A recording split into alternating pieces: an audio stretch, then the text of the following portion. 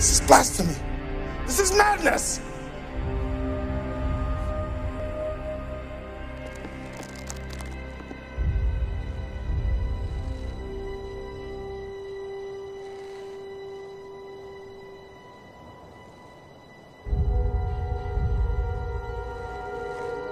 Madness. This is Sparta! Di tahun 2005, PlayStation 2 sudah mendekati akhir masa hidupnya. Sony sudah mengumumkan bahwa PlayStation 3 akan segera dirilis di tahun 2006 dan fokus produksi titel-titel first party studio internal Sony akan dialihkan ke konsol tersebut.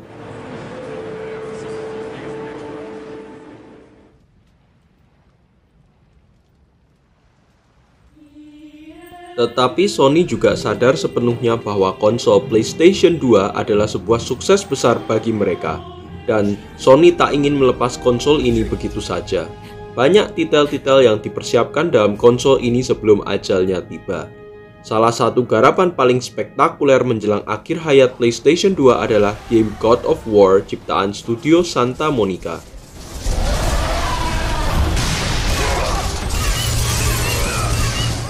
Menawarkan mitos Yunani yang kental dengan tambahan elemen kekerasan yang tinggi dan cerita setpiece sinematik yang seru, God of War terjual laris di pasaran dan menjadi salah satu game ikonik dari era PlayStation 2. Studio Santa Monica melanjutkan kesuksesan dari God of War dengan merilis sequelnya masih di platform PlayStation 2 di tahun 2007.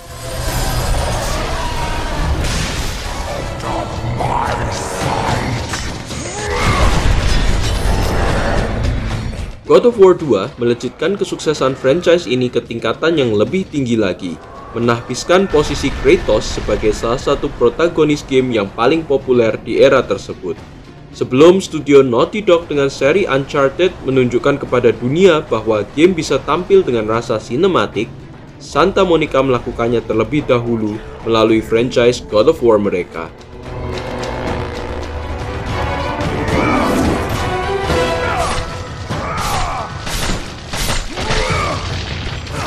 Pada puncak popularitas seri God of War, Sony menyadari bahwa mereka bisa menggunakan franchise ini untuk mendorong popularitas dari sistem handheld mereka.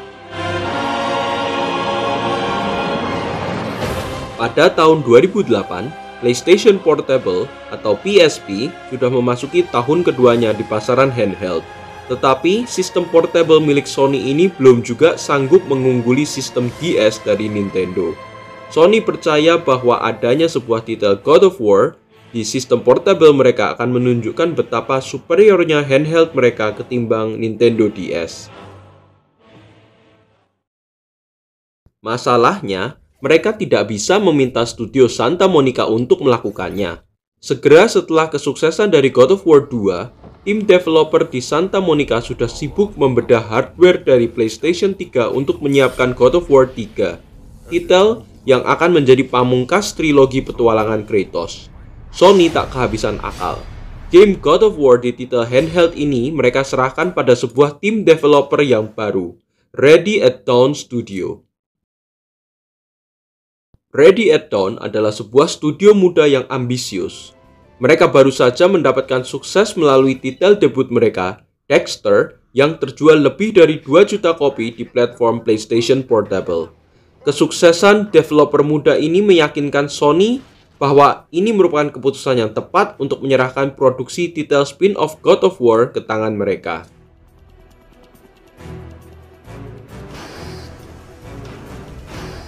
Bisakah God of War tetap mempertahankan feel epicnya ketika dirilis di sebuah sistem portable yang lebih inferior ketimbang PlayStation 2?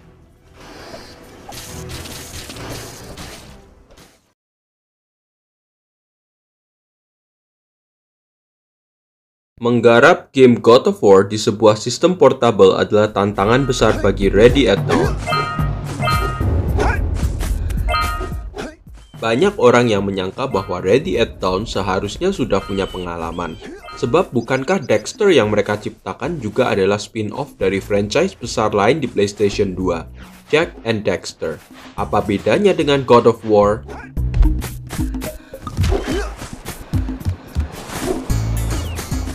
Jawabannya tentu saja berbeda. Jak and Daxter memang merupakan salah satu titel bestseller di PlayStation 2, tapi cakupan scope-nya sama sekali tak sebanding dengan game God of War. Tambahan lagi, saat Daxter dirilis di PlayStation Portable, trilogi Jak and Daxter sudah selesai dan Naughty Dog sendiri sudah bersiap dengan franchise baru mereka di PlayStation 3, yang nantinya menjadi seri Uncharted. Untuk mengoptimalkan kemampuan PlayStation Portable, tim Ready at Dawn mengembangkan sistem in-house mereka yang disebut Ready at Dawn Engine. Engine ini semula diciptakan oleh Ready at Dawn untuk menggarap game Daxter, dan mereka kembangkan lebih lanjut supaya mereka bisa menampilkan grafis God of War di PlayStation Portable. The requirements of a game like God of War, we knew that 1.0 was not going to be enough, so a huge part of that early development was making Ready at Dawn Engine 2.0. Dan bahkan menggunakan engine itu saja tak cukup untuk menghidupkan visi yang dimiliki oleh studio Ready at Dawn. Desakan dari Ready at Dawn memaksa Sony untuk mengupgrade firmware milik PlayStation Portable supaya dapat memakai 100% kapasitas prosesor mereka. Ini diperlukan supaya PlayStation Portable bisa, dalam tanda kutip, kuat memainkan game God of War Portable. Ada harga yang harus dibayar oleh Sony, sebab memaksa PlayStation Portable menggunakan 100% kemampuan prosesornya mengurangi durasi baterai sistem itu. Toh, Sony mau melakukannya karena mereka memang butuh sebuah killer app, sebuah game yang benar-benar bisa membuktikan bahwa PlayStation Portable adalah handheld yang mampu menampilkan game dengan kualitas konsol. In return, he hoped only to rid himself of the nightmares. Ready at Dawn memang menjadi developer utama yang menggarap game ini. Tetapi itu tidak berarti studio induk Santa Monica lepas tangan begitu saja. Walaupun Cory Barlog, sutradara dari God of War 2, tengah mempersiapkan produksi untuk God of War 3, ia cukup banyak memberikan masukan kepada Ru Wirasuria, sutradara dari God of War Portable, supaya jalan cerita dalam game ini tidak melenceng maupun mengkontradiksikan trilogi utama dari God of War.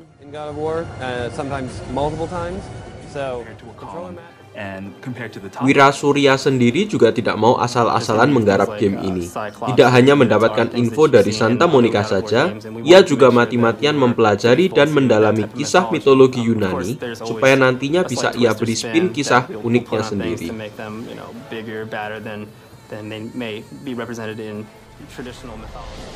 Dengan restriksi kemampuan hardware diangkat oleh Sony, ditambah dengan dukungan penuh Santa Monica di belakang mereka, Ready at Dawn pun merilis God of War Portable mereka di tahun 2008 dengan penuh percaya diri. Judulnya adalah God of War, Chains of Olympus, dan ini menjadi prequel dari kisah Kratos sebelum God of War yang pertama.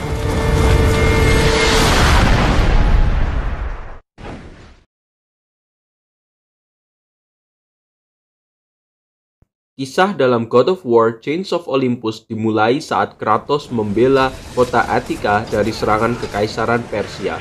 Pada era ini Kratos sudah membela para dewa selama hampir 5 tahun lamanya, dan ia mulai muak dengan bagaimana para dewa tak kunjung memenuhi janji mereka untuk membebaskannya dari perasaan bersalahnya membunuh istri dan anaknya sendiri. Pun begitu, Kratos tak berdaya dan berpegang dengan janji-janji semu para dewa. Ia terus menjalankan tugasnya sebagai budak Olympus yang patuh.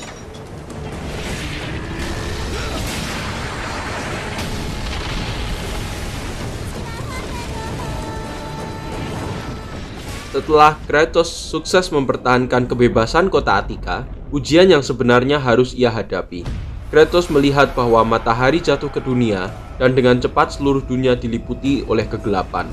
Helios, sang dewa matahari, rupanya telah menghilang, dan antitesisnya, sang dewa mimpi Morpheus membuat semua dewa jatuh dalam tidur lelap. Apabila semua dewa tertidur, maka kedamaian di dunia akan hancur dan goncang. Kratos, sebagai satu dari sedikit orang yang belum terpengaruh oleh Morpheus, terpaksa harus menyelamatkan dunia.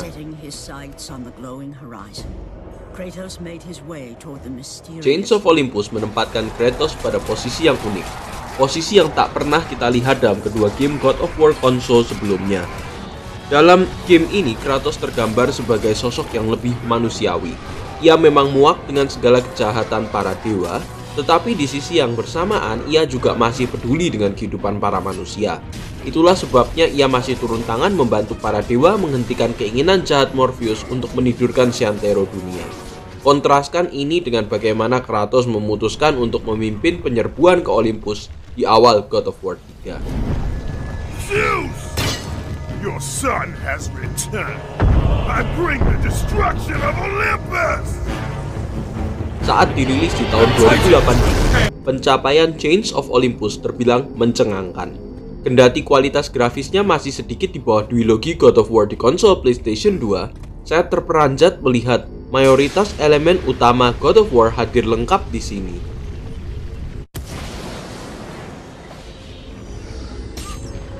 Kratos masih dipersenjatai dengan senjata khasnya, Blade of Chaos, yang bisa kamu sabetkan ke setiap musuh dengan keluasan combo yang enak. Kratos juga akan mendapatkan sebuah senjata sekunder, Gauntlet of Zeus, serta beberapa kemampuan magic yang bisa ia pakai untuk menyerang musuh-musuh di dalam game ini.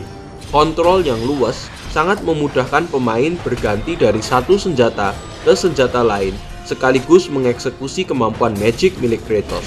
Hasilnya, setiap duel di dalam game ini terasa bak pertarungan epik yang seru dan memuaskan. Oh ya, sebelum saya lupa menyebutkannya, setiap senjata dan kemampuan yang dimiliki oleh Kratos juga bisa di-upgrade untuk mengeluarkan combo gerakan baru yang tadinya tak bisa diakses.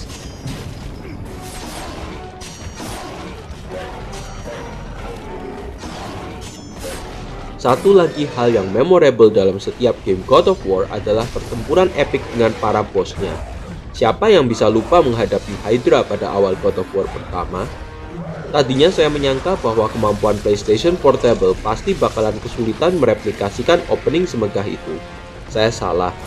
Peperangan Kratos menyelamatkan Attika dari para orang Persia, membawanya berhadapan satu lawan satu menghadapi binatang buas Persia, Basilisk. Part pertama game yang bersifat seperti prolog cerita adalah pertempuran brutal seantero kota antara Kratos berhadapan dengan sang Basilisk.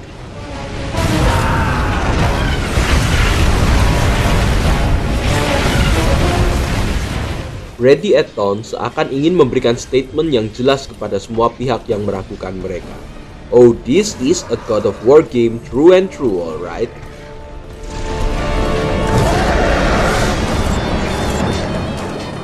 Saya tadi sempat menyebutkan bahwa ini adalah game pertama yang berusaha memanusiawikan Kratos. Jadi izinkan saya mengelaborasikan statement tersebut lebih lanjut. Ini adalah era sebelum God of War mengalami soft reboot ke dunia mitologi Norse. Dengan kata lain, ini bukanlah Kratos yang suka berkata boy dan kalem. Come, boy. Boy. Boy. Ia adalah Kratos yang berusaha menyatakan pendapatnya dengan berteriak sekencang mungkin dan semarah mungkin. Ini adalah Kratos yang nge-seks dengan wanita setiap kali ia mendapatkan kesempatan melakukannya. Ini adalah Kratos yang brutal, membantai setiap sosok yang menghalangi jalannya. Dengan kata lain, ia badass, tetapi ia juga amoral.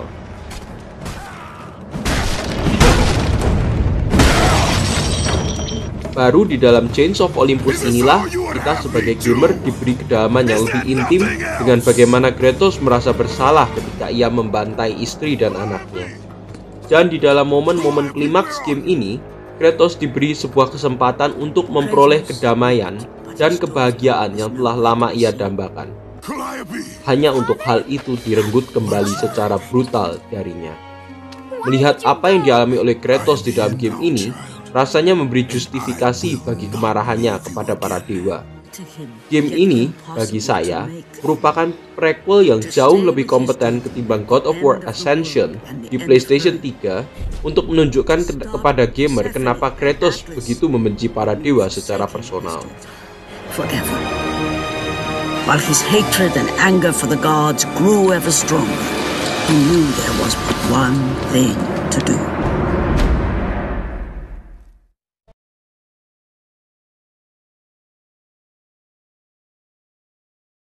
God of War Chains of Olympus adalah salah satu game yang paling sukses di platform PlayStation Portable.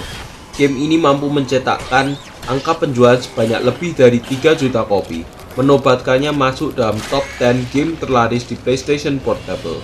Untuk perilisan game PSP pada tahun 2008, hanya game Monster Hunter Portable 3rd dari Capcom saja yang mampu mencetakkan penjualan lebih besar. Ini adalah sebuah pencapaian yang luar biasa bagi Ready at Dawn. Chains of Olympus juga dipuji-puji oleh para media. Mayoritas media tenar, termasuk IGN dan GameSpot, menobatkannya sebagai pemenang penghargaan game PSP terbaik di tahun tersebut. Ya, Chains of Olympus bukannya tanpa kekurangan. Game ini berdurasi lebih pendek ketimbang game-game God of War konsol, dengan durasi main hanya sekitar 5-6 jam. Kira-kira setengah playtime dari entry-entry God of War yang di konsol. Ada juga beberapa pihak yang mengeluhkan tidak adanya multiplayer di dalam game ini. Tetapi saya sendiri sih tidak seberapa peduli akannya. After all, toh seri God of War tidak pernah benar-benar dikenal dengan mode multiplayer.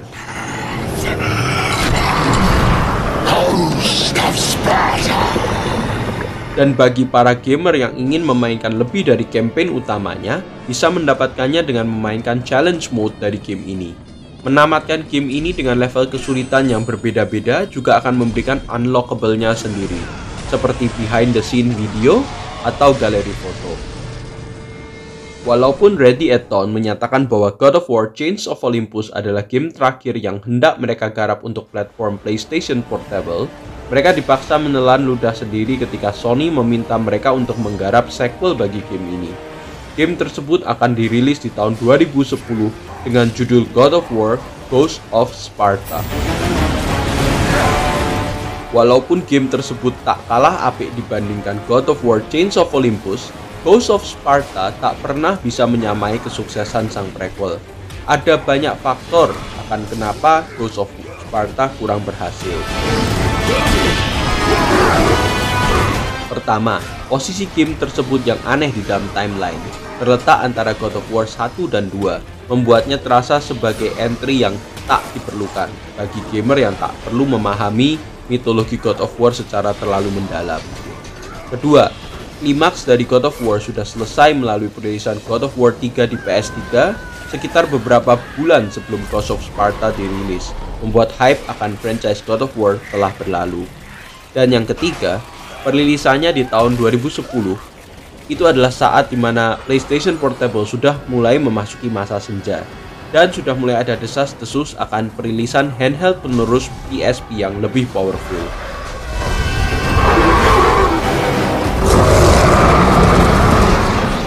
Pada akhirnya saya tetap mengacungkan jempol kepada Ready at Dawn. God of War Chains of Olympus adalah bukti bahwa sebuah game dalam format portable tidak kalah dengan mereka yang ada di konsol. Seiring dengan makin menipisnya batas antara format konsol dan handheld karena adanya Nintendo Switch, there was a time that Sony dared to break the boundary of what is possible with the portable format. And for that, this game will always be godly in my eye. Skorku untuknya 8.